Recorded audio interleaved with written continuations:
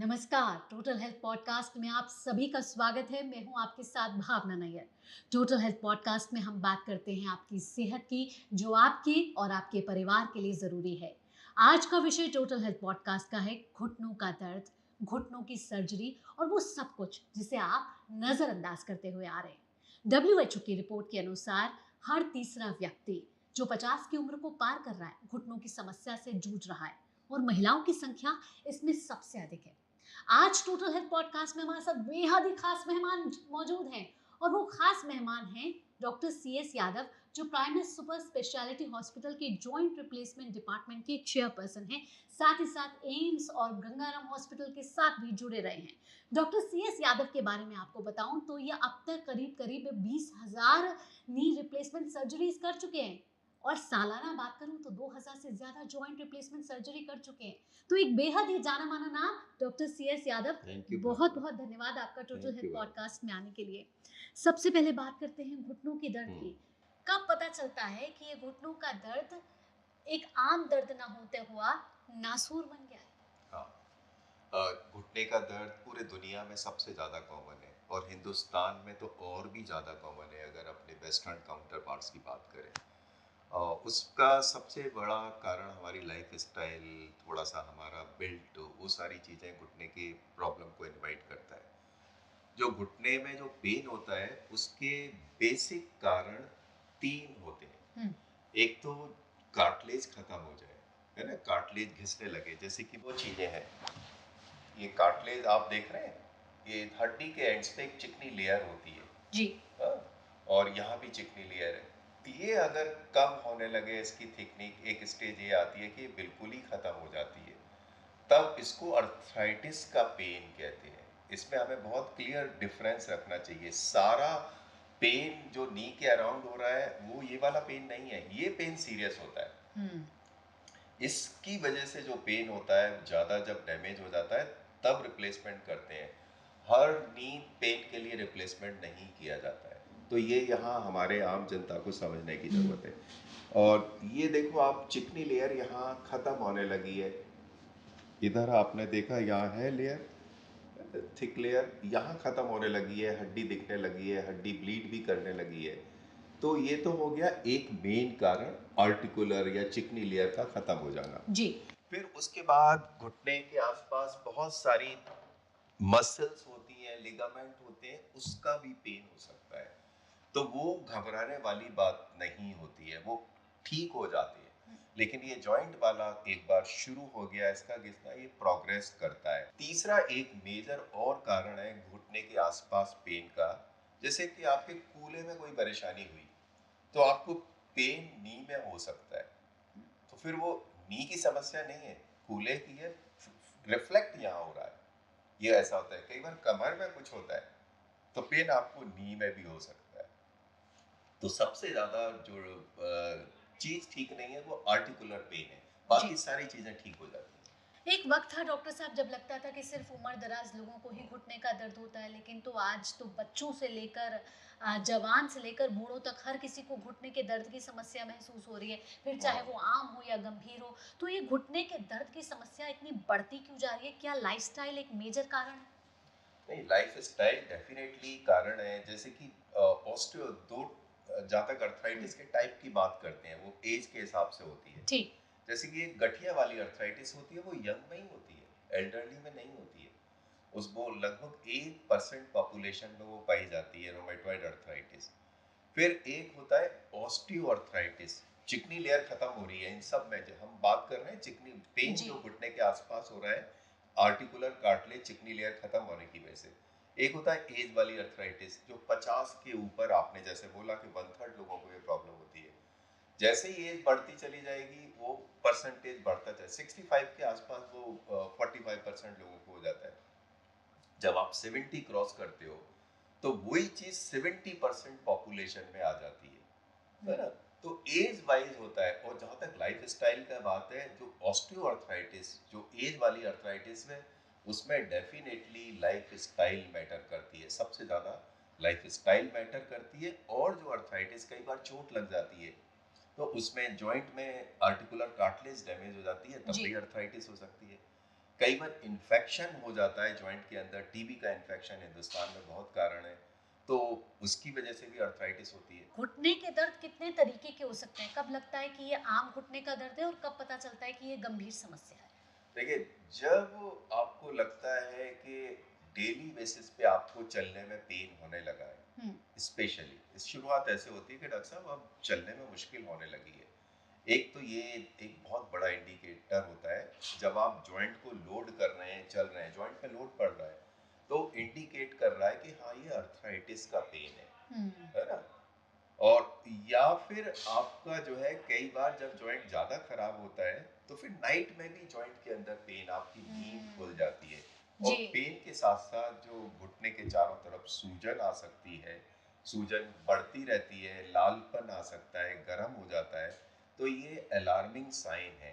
तो उस समय अगर कोई भी पेन लंबे टाइम तक चल रहा है और चलने पे बढ़ रहा है, तो उस समय इग्नोर नहीं करना चाहिए, उस समय डॉक्टर को दिखाना चाहिए। हुँ, कोई आप बहुत भाग दौड़ करके आए, यंग आदमी है, खेले कूदे, है ना, आपको पेन हो गया, तो वो हो सकता है जॉइंट का पेन नहीं होगा, अर्थराइटिस का पेन नहीं होगा, मसल पुल हो गई या लिगामेंट पे कुछ आ गया, तो वो इतना सीरियस नहीं होता, वो टाइम से ठीक हो जाता है। आम जनों को आजकल ये बड़ी समस्या हो हम्म, रही है कि सीढ़ियाँ चढ़ते हैं तो उतना घुटने का दर्द नहीं होता। सीढ़ियाँ उतरते हुए घुटनों पे अलग-सा खींचाव पड़ता है। हाँ, तो क्या ये भी कोई एक गंभीर समस्या है? हाँ, बिल्कुल। होता क्या है कि घुटने के अंदर 3 कंपार्टमेंट होते हैं, जैसे कि इसमें आप देखेंगे, एक कंपार्टमेंट इस मीडियल साइड में, एक बाहर की तरफ कंपार्टमेंट है। जी। एक आगे कंपार्टमेंट होता है जिसको पटेला या परिया बोलते हैं, जो इसमें नहीं है इस मॉडल में। तो जब पटेला आगे वाले कंपार्टमेंट की प्रॉब्लम होती है, तब फिर आपको सीढ़ी चढ़ने उतरने में प्रॉब्लम हो सकती है। हुँ, या फिर आप बैठे हुए आप जब खड़े होते हैं, तब वो एंटीरियर कंपार्टमेंट, थर्ड कंपार्टमेंट जो होता है, उसमें कोई प्रॉब्लम आ गई है, उसमें भी अर्थराइटिस आती है। हुँ, कई बार मेन कंपार्टमेंट, वो इतना इंपॉर्टेंट कंपार्टमेंट नहीं है, थर्ड कंपार्टमेंट, कई बार वो अफेक्ट हो जाता है, और मेन कंपार्टमेंट जो आपको चलाते हैं, जो दोनों कंपार्टमेंट मैंने बताए आपको नीचे वाले, वो दोनों आपको चलने में हेल्प करते हैं। और थर्ड कंपार्टमेंट उठने से बैठने, चढ़ना, सीढ़ी चढ़ना उतरना, तो उसकी वजह से होता है वो। कई बार खासकर फीमेल में इसको ज़्यादा कॉमन होता है, थर्ड कंपार्टमेंट की प्रॉब्लम। ओवरऑल सारी फीमेल में ज़्यादा कॉमन होती है। तो इसका मतलब कार्टिलेज की कुछ थिकनेस कम हुई है या कोई डिफेक्ट आया है।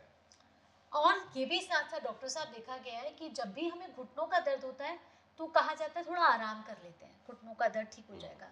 क्या घुटनों के दर्द के समय आराम करना ठीक है? या कुछ ऐसी चीज़ें, कुछ एक्सरसाइज़ या मूवमेंट्स ठीक है जिन्हें घुटनों के दर्द के लिए बेनिफिशियल माना जा सकता है? देखिए, डिपेंड करता है ये पेन किस वजह से आया है हुँ, ना, क्या इसका कारण है ना? अगर मान लो आपको चोट की वजह से पेन आया है जी, ना, तो और आपको चलने से प्रॉब्लम हो रही है, कुल मिला के कोई भी ऐसी एक्टिविटी, चलना या कोई भी ऐसा मूवमेंट उस पेन को इंक्रीज कर रहा है, तो वो अवॉइड करना है ठीक। टेम्परेरी। ये सीधी सी बात है। अगर आपको लगता है नहीं, मेरे घुटने में पेन है लेकिन चलने में नहीं बढ़ रहा है ना, और मैं एक्टिविटी करने में नहीं बढ़ रहा है, तब फिर आराम करने का कोई रोल नहीं है। फिर उसको पता करके क्या कारण है उस पेन का, उसको एड्रेस करने की ज़रूरत है। और फिजियोथेरेपी, कुल मिला के फिजियोथेरेपी का जो मोस्ट इम्पॉर्टेंट कंपोनेंट होता है, कई सारे पार्ट होते हैं फिजियोथेरेपी के, एक्सरसाइज, उस पर ध्यान देने की ज़रूरत आपने बात करी फिजियोथेरेपी की। फिजियोथेरेपी कितना महत्वपूर्ण रोल अदा करती है घुटनों के दर्द की समस्या के निवारण के लिए? है। फिजियोथेरेपी ही सबसे इम्पॉर्टेंट कारण है जो अर्थराइटिस को काफ़ी हद तक, उसके प्रोग्रेस, उसके ग्राफ को स्लो डाउन कर देगी। हुँ, नहीं तो ग्राफ ऐसे डल जाता है, तो इट कैन स्लो डाउन। और फिजियोथेरेपी में होता क्या है, इसके 2-3 कंपोनेंट होते हैं मेजरली। ठीक। एक तो आपने एक्सरसाइज कराई, जी। है ना, एक आपने बिजली का सेक दिया, अलग अलग टाइप के सेक आते हैं, थेरेपी आती है, मशीनें लगाते हैं। तो बाकी जो सारी चीजें हैं एक्सरसाइज के अलावा, वो टेम्परेरी सूदिंग इफेक्ट देते हैं, अर्थराइटिस के प्रोग्रेशन को नहीं रोकते हैं। हुँ, तो कई बार गलत फहमी होती है ना, और इवन फिजियोथेरेपिस्ट भी उसको क्लियरली एक्सप्लेन नहीं करते, वो सिकाई लगवाए जा रहे हैं महीने 2 महीने, उससे लॉन्ग टर्म सोल्यूशन नहीं है ना, उससे अर्थराइटिस स्लो होती। एक्सरसाइज, हर एक जॉइंट एक स्पेसिफिक एक्सरसाइज मांगता है, उस जॉइंट को स्ट्रॉन्ग करने की ज़रूरत होती है, वो स्पेशल एक्सरसाइज करके वो रियली जो फिजियोथेरेपी का कंपोनेंट होता है वो पेशेंट के लिए बहुत फायदेमंद होता है। क्योंकि घुटनों के दर्द की समस्या बहुत आम है, तो जब भी घुटनों का दर्द होता है तो हम सेल्फ डॉक्टर बन जाते हैं, सेल्फ मेडिकेशन लेते हैं।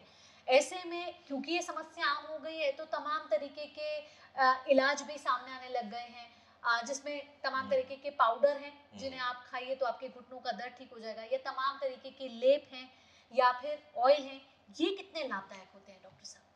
देखिए, अगर पेन थोड़ा बहुत हुआ है, ठीक हो रहा है अपने आप, या आपने कोई पेन किलर ले ली है ना, तो कोई प्रॉब्लम नहीं है, डॉक्टर को भी दिखाने की जरूरत नहीं है। जहाँ तक आपने बहुत अच्छा सवाल किया, सप्लीमेंट पाउडर बहुत सारे फार्मा कंपनी के बनाए हुए, कई बार कोई गली कूचे में भी बना के वो बेचते हैं अलग अलग नाम से, ये सारे फार्स हैं, इनका रोल नहीं होता है। दवाइयों का रोल मिनिमम होता है इन चीज़ों को रोकने के लिए, जॉइंट पेन को, खासकर जो मैंने बताया ना कार्टिलेज के घिसने वाले पेन को रोकने के लिए सबसे बड़ा रोल नॉन फार्माकोलॉजिकल ट्रीटमेंट होता है। हाँ, गठिया में जरूर, या स्पंडाइलो आर्थ्रोपैथी जो कि अलग टाइप की अर्थराइटिस है जो जवानी में होती है, उसमें जरूर दवाइयों का रोल होता है। उसमें स्पेशल दवाई मैंने बताया वो चलानी चाहिए, उसके डिसीज के प्रोग्रेशन को रोकती है। बाकी बहुत सारी स्टडी हो चुकी है, यूके का एक बहुत बढ़िया आर्टिकल मैंने पढ़ा था, मतलब हजारों ड्रग मार्केट में अवेलेबल हैं, they are useless to the nation and society, they are being sold just to earn the money. साथ ही साथ हमारे शरीर के टेस्ट के लिए तो हम तमाम तरीके के ब्लड टेस्ट करा लेते हैं। घुटनों की दर्द की समस्या अगले 10 सालों में ना हो डॉक्टर साहब, हाँ, इसके लिए किस तरीके की इन्वेस्टमेंट की जरूरत है? सबसे बड़ा, अगर समस्या आने वाले 10 साल में ना हो, आने वाले लाइफ टाइम में ना हो, उसके लिए सबसे ज़्यादा इम्पोर्टेंट है लाइफ स्टाइल को ठीक रखना, अपने को फिट रखना, और डाइट, न्यूट्रिएंट डाइट लेना जिसमें सारे विटामिन्स हों, क्योंकि हर घुटना भी जो आर्टिकुलर कार्टिलेज एक सेल, हजारों लाखों सेल मिलके कार्टिलेज बनी है, अलग अलग टाइप की सेल मिलके वो अलग अलग, कोई मसल बना रही है, कोई बोन बना रही है, कोई कार्टिलेज बना रही है।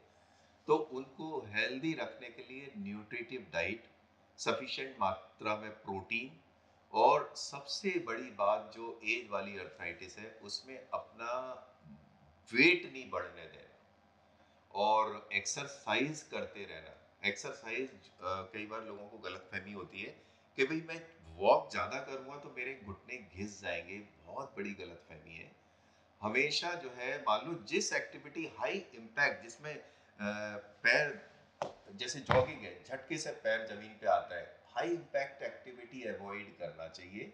बाकी वॉकिंग करना, ब्रिस्क वॉकिंग करना, साइकिल चलाना, स्विमिंग करना, ये सारी चीज़ें घुटने को दुरुस्त और हेल्दी रखती हैं, जिसको लो इम्पैक्ट एक्सरसाइज कहते हैं। और साइकिल, स्विमिंग तो बहुत ही अच्छी एक्सरसाइज है घुटने के लिए, वो करें, वेट मेंटेन करें, और अपनी मसल्स जितनी भी लोअर पार्ट की, स्पेशली थाई मसल जिसको हम क्वाड्रिसेप्स मसल बोलते हैं, ये सबसे ज़्यादा स्ट्रॉन्ग करें। ये साइकिल में होगी, स्विमिंग से बहुत सारे तरीके से होती है। हैमस्ट्रिंग भी स्ट्रॉन्ग और फ्लेक्सिबल स्ट्रेच करके रखें, ये टाइट होने लगती है। हिप मसल को भी स्ट्रॉन्ग रखें। कोर ग्रुप, ये बाहर फैलने लगता है, ये इनडायरेक्टली घुटने को डैमेज करता है। कमर का दर्द भी इनवाइट करता है अगर ये वाला हिस्सा फैलने लगे। इसकी भी एक्सरसाइज होती है इसको अंदर करने के लिए, प्लस वेट कंट्रोल करें, उससे भी अंदर जाता है। तो इन सब चीज़ों का ध्यान रखेंगे तो फिर एज वाली ऑस्टियोआर्थराइटिस नहीं होगी। और जहाँ तक गठिया वाली अर्थराइटिस है, वो तो ऑटो इम्यून डिसीज होती है, उसमें तुरंत डॉक्टर को दिखा के उसकी दवाइयाँ शुरू करें। ठीक। और सालों से आप जॉइंट रिप्लेसमेंट सर्जरी करते हुए आ रहे हैं, बात कर लेते हैं अब जॉइंट रिप्लेसमेंट की। कब ये आसार हो जाते हैं, ये समस्या उतनी गंभीर हो जाती है कि जॉइंट को रिप्लेस करने का वक्त आ गया है, इसके लिए डॉक्टर हाँ कह देता है?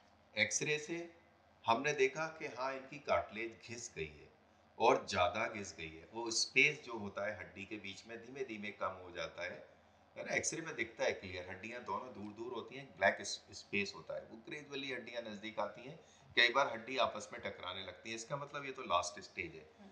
अगर वो स्टेज आ गई है, पहली बात आपने ये देख ली, एक्सरे में एविडेंस है कि अर्थराइटिस है। दूसरा, पेशेंट की हम लोग एक्टिविटी देखते हैं कि कितनी अफेक्टेड है।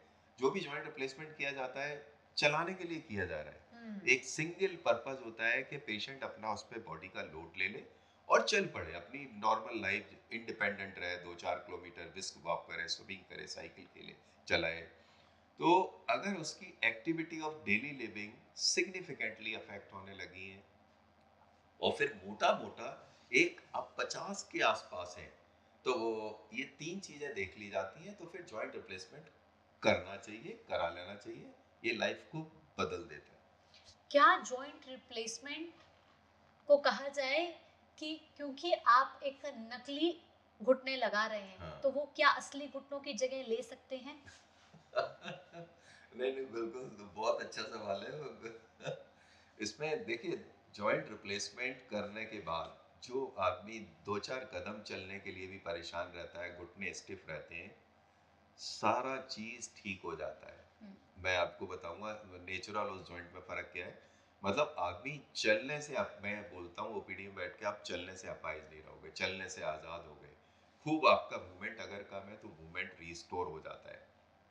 लगभग अपनी लाइफ में जो जो आप करना चाहते हैं वो सब आप कर सकते हैं। आपको चलना, साइकिल चलाना, कार चलाना, बस चलाना, ट्रक चलाना, हवाई जहाज चलाना, स्विमिंग करना, गोल्फ खेलना, सब कुछ अलाउड होता है। अगर कुछ एक्टिविटी जो नेचुरल जॉइंट में आप कर सकते हो अवॉइड करो, तो जैसे कि जब पेन स्वेलिंग हमारा ऑपरेशन का रहता है कुछ हफ्ते कुछ महीने तक, वो खत्म हो जाए तो आप पालथी मार के नीचे बैठ सकते हो, है ना, जमीन पे बैठ सकते हो, लेकिन उससे उसकी लाइफ कम हो जाती है। जिनको डॉक्टर रेकमेंड कर चुके हैं कि आपके जॉइंट रिप्लेसमेंट की अब ज़रूरत आ गई है, बहुत घबरा रहे हैं वो लोग, वो जानना चाहते हैं आपसे कि आखिरकार आप जॉइंट रिप्लेसमेंट में करते क्या हैं? अगर आप डेमो के जरिए हमारे दर्शकों हाँ तक बता पाएं। हाँ, बिल्कुल बिल्कुल। अगर रियली ज़रूरत है, जैसे कि मैंने बताया, तो कराने से डरना नहीं चाहिए, प्रोवाइडेड आपका सर्जन अच्छा हो। जॉइंट रिप्लेसमेंट में बहुत सारी चीज़ें होती हैं भावना, बहुत सारे, ये अच्छा होता है, वो अच्छा होता है। ऑनेस्टली स्पीकिंग, क्लियरली स्पीकिंग, इसमें एक चीज़ ही मैटर करती है सबसे बड़ी, गुड सर्जिकल स्किल्स। कोई भी आप जॉइंट डाल दो, अगर आपके स्किल्स अच्छे हैं, हर जॉइंट काम करता है, कोई भी टेक्नोलॉजी यूज कर लो। अगर आप अच्छे सर्जन नहीं है, स्किलफुल एक्सपीरियंस सर्जन नहीं है, तो अच्छी रोबोट से किए हुए जॉइंट में खूब रोबोट के फेल्योर मेरे पास आते हैं। ये आप देख रहे हैं, ये थाई बोन है, इसको हम छीलते हैं थाई बोन को, और इसके ऊपर हमने ये कैप चढ़ा दी, और इधर हमने ये लेग बोन है, इसको छीलते हैं, इसके ऊपर कैप चढ़ा दी, बीच में प्लास्टिक डाल दी, और ये जॉइंट रिप्लेसमेंट हो गया। थाई बोन को छीला, कैप चढ़ा दी, लेग बोन को छील के कैप चढ़ा दी, इन दोनों के बीच में कार्टिलेज टाइप की चीज प्लास्टिक डाल दी। तो इसमें स्किल्स इसी में काम आते हैं कि प्रॉपरली छीलना और without damaging the important structure, और ऑप्टिमम टाइम में करना। जब आप सर्जरी में लंबा टाइम लेते हैं तो फिर आपके इन्फेक्शन का रेट डायरेक्टली सर्जिकल टाइम से रिलेटेड होता है। तो ये करना, ये जैसे लिगामेंट इसमें इस मॉडल में टूट गया है, इसको डैमेज कर सकते हैं हम जब बोन को यहाँ काटेंगे। ये कट गया तो फिर जॉइंट फेलियर है, फिर रिपेयर करते हैं, रिपेयर के भी कैसे रिजल्ट रहते हैं। तो बहुत, मतलब अगर आप डेली करते हैं और तो बहुत मुश्किल काम नहीं है, और इसके रियली रिजल्ट आते हैं, बहुत लाइफ बदल देता है। कितनी देर का ये प्रोसीजर होता है डॉक्टर साहब? और अगर जिसको नी रिप्लेसमेंट के लिए कह दिया गया है, उसको प्रोसीजर से कब से पहले एडमिट होना पड़ता है और कितने दिन एडमिशन की ज़रूरत पड़ती है? देखिए, जहाँ तक प्रोसीजर का टाइम है, हम लोग दोनों घुटने बदलने हैं तो आधे घंटे का सर्जरी होता है, हाफ एन आवर पूरा हो जाता है, हाफ एन आवर में टाइम। ज़्यादातर हमें तो इतना ही लगता है, लेकिन depending on surgeon to surgeon. और जहाँ तक सवाल है, जो हमारा प्रोटोकॉल है, जो एक बड़ा बैलेंस सा प्रोटोकॉल है, एक दिन पहले भर्ती करते हैं, पीएसी फिटनेस ले लेते हैं, पेशेंट सर्जरी के लिए फिट है कि नहीं। दूसरे दिन ऑपरेट, क्योंकि हमने ऑलरेडी फिटनेस, दूसरे दिन ऑपरेट करते हैं। जिस दिन नेक्स्ट डे ऑपरेट करके उसको उस दिन रेस्ट करवाते हैं, सेकंड डे उसको चलना, पूरा वॉक, वार्ड में घुमाना, ये हकीकत है। पूरा पेशेंट दोनों बदल के भी खूब वार्ड में घूमता है, टॉयलेट अपने पैरों से जाता है, और सीढ़ी भी चढ़वाते उतरवाते हैं। तो 2 दिन चला के, सीढ़ी चढ़ा उतार के हम लोग घर भेज देते हैं। कई बार ऐसा भी होता है, लोग कहते हैं सिंगल डे सर्जरी, कि मैं आज अभी मैंने किया, शाम को आपको घर भेज दूँ या दूसरे दिन बोलूँगा। ये बहुत डेंजरस ट्रेंड है। ये जस्ट अमेरिका वगैरह में ये करते हैं just to because of their other issues. Patient भी दोनों घुटने बदल के मेरे पास रुकना चाहता है, मैं भी देखना चाहता हूँ। It is more of marketing gimmicks. इसके बाद अगर जब घुटने बदल दिए जाते हैं तो लोगों को ये भी लगता है कि अब इसके बाद क्या मैं अपनी नॉर्मल ज़िंदगी में आ पाऊँगा या नहीं, और उसके साथ साथ पोस्ट ऑपरेटिव सर्जरी के बाद किन किन चीज़ों का ख्याल रखना चाहिए? देखिए, आप मैंने बताया ऑपरेट करने के बाद ऑपरेटिव पेन थोड़ा सा रहता है, लेकिन आपको जो पुराना पेन, पैर टेढ़े हो जाते हैं, पैर बदलने के बाद मैं मरीज को ये बोलता हूँ, 3 चीज़ें आपको क्लियर कट फील होंगी जब मैं आपको नेक्स्ट डे खड़ा करूँगा।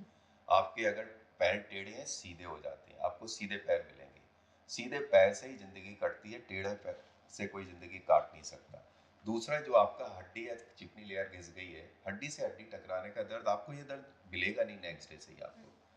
तीसरा, आपको अंदर से आवाज़ आएगी कि भई ये अलग घुटना है, इस पे मैं चल सकता हूँ। और फिर मैं ये कहता हूँ पेशेंट को, भाई मेरा दिया हुआ दर्द होते हुए भी, एक में ज़्यादा लगता है, एक में कम लगता है पेशेंट को, ये दर्द होते हुए भी तीनों अच्छी चीज़ आप फील करने लगते हो नेक्स्ट डे से ही। करीब 1.5 महीने के आसपास, depending on patient to patient, patient का वेट कैसा है, मसल स्ट्रेंथ कैसी है, बोन कैसी है, बहुत सारे फैक्टर काम करते हैं। तो अमूमन मेजॉरिटी ऑफ द पॉपुलेशन 1 से लेकर 1.5 महीने के आसपास बाहर घूमने लायक, विदाउट सपोर्ट, कार चलाने लायक, साइकिल चलाने लायक, पेन जकड़न उसके बाद भी थोड़ी बहुत रहती है, लेकिन चलने में आपको पहले दिन से ही मजा आता है और बढ़ता चला जाता है वो मजा। और ये जो नी रिप्लेसमेंट होती है, क्या इसका कोई लाइफ टर्म भी है? मैं और हमारा डाटा ये कहता है 50 साल के बाद अगर आप घुटना बदलते हो, मोटा मोटा ही लाइफ लॉन्ग चलता है, प्रोवाइडेड आपने उसकी फिटिंग और बैलेंसिंग ठीक की है। अगर आपने कोई सर्जिकल चूक की है तो फिर पेशेंट को बहुत ज़्यादा मजा भी नहीं आएगा, वो जल्दी फेल हो जाता है। अगर आप ठीक सर्जन है तो मैं बोलता हूँ लाइफ लॉन्ग चलेगा। अगर मान लो 50 के नीचे आप करते, मान लो कई बार गठिया में 30 पे भी बदलना पड़ता है, 25 पे भी बदलना पड़ता है, 18 साल पे भी बदलना पड़ता है, उस केस में उनको करीब मिडिल एजेड होते होते 50 तक होते होते फिर दोबारा से एक उसको निकाल के वो फेल होने लगता है, क्योंकि वो जवानी में एक्टिव भी ज्यादा रहते हो, डिमांड ज्यादा होती है जॉइंट के ऊपर। तो फिर वो रिवीजन कहते हैं हम लोग, रिवीजन और भी ज्यादा स्किलफुल सर्जरी है, उसको निकाल के दूसरा जॉइंट फिट कर देते हैं, फिर से लाइफ बैक टू नॉर्मल हो जाती है। लोग ये भी जानना चाहते हैं कि जिस जॉइंट को आप रिप्लेस कर रहे हैं उसमें आप मटेरियल क्या लगा रहे हैं? हाँ, देखिए जॉइंट बहुत सारे, मतलब एक मैंने स्लाइड देख रहा था, एक लिटरेचर, 150 टाइप के जॉइंट आते हैं। पहले कोबाल्ट क्रोम का आता था, अब कोबाल्ट क्रोम के साथ साथ, जैसे कि ये जॉइंट है, ये टाइटेनियम कोटेड है ना। टाइटेनियम की कोटेड वाली करीब 15 साल से आने लगे हैं, कुछ कंपनियां बनाती हैं। तो टाइटेनियम कोटिंग का थोड़ा सा बताया जाता है, एडवांटेज ये होता है कि भाई इससे मेटल एलर्जी के चांसेस कम होते हैं। ये भी गवर्नमेंट का अप्रूव्ड जॉइंट है, इसके रेट भी फर्क होते हैं, थोड़ा महंगा होता है। फिर ये भी कहते हैं कि शायद इसकी कोटिंग से इसकी जो प्लास्टिक बीच में होती है, जब इसको हम आर्टिफिशियल कार्टिलेज कहते हैं, वो भी कम घिसती है। तो ये बेसिक होता है, कोबाल्ट क्रोम या टाइटेनियम। फिर टेक्नोलॉजी में होता है भाई, रोबोट से करना, नहीं रोबोट से करना। मैंने बताया अच्छा सर्जन सबसे ज़्यादा ज़रूरी है, क्योंकि मैं अपने सेंटर पे रोबोट के खूब, मतलब महीने में 2-3 फेलियर मेरे पे आते हैं। गुड सर्जिकल स्किल्स, अगर आपके पास रोबोट है तो आपको कुछ स्टेप्स पे वो हेल्प कर सकता है।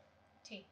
ऐसी 5 चीज़ें जिससे आने वाले समय में हमें घुटनों के दर्द से आ, राहत मिल सकती है या घुटनों के दर्द से हम बच सकते हैं। फर्स्ट हो गया फिटनेस एक्सरसाइज, सेकंड हमारी डाइट, है ना। डाइट में हमारे सारे न्यूट्रिएंट्स जो मैंने बताए ये प्रॉपर जाएं, है ना।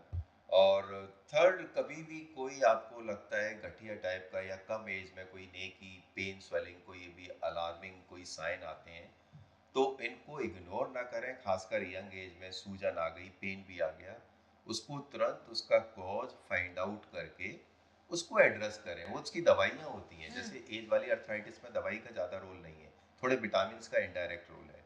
तो उसको अपने रोमेटोलॉजिस्ट से मिलें जो कि मेडिसिन के एक्सपर्ट होते हैं उनको। और जहाँ तक वो सवाल है, कोई चोट इंजरी हुई है उसको तुरंत एड्रेस करें, जिससे नी की फ्यूचर में नी पेन ना हो, नी आपका हेल्दी उसी नेचुरल नी पे आप अपनी पूरी लाइफ गुजार पाए। बहुत बहुत धन्यवाद डॉक्टर साहब टोटल हेल्थ पॉडकास्ट में आने के लिए और इतनी महत्वपूर्ण जानकारी घुटनों से जुड़ी हुई हमारे दर्शकों तक साझा करने के लिए। Thank you Bhavna, thank you. तो ये तो थे हमारे साथ डॉक्टर CS यादव, जिन्होंने बहुत ही सरलता के साथ घुटनों से जुड़ी तमाम जानकारी आप तक साझा की। अगर आपको भी ये जानकारी महत्वपूर्ण लगी है तो आप अपने प्रियजनों के साथ, फ्रेंड्स के साथ और अपने माता पिता के साथ ये जानकारी जरूर साझा करें। इसी के साथ टोटल हेल्थ पॉडकास्ट में आज के लिए फिलहाल इतना ही। अगले हफ्ते फिर किसी महत्वपूर्ण विषय के साथ आपके समक्ष हाजिर होंगे। तब तक के लिए मुझे और मेरी पूरी टीम के साथ दीजिए अनुमति। नमस्कार।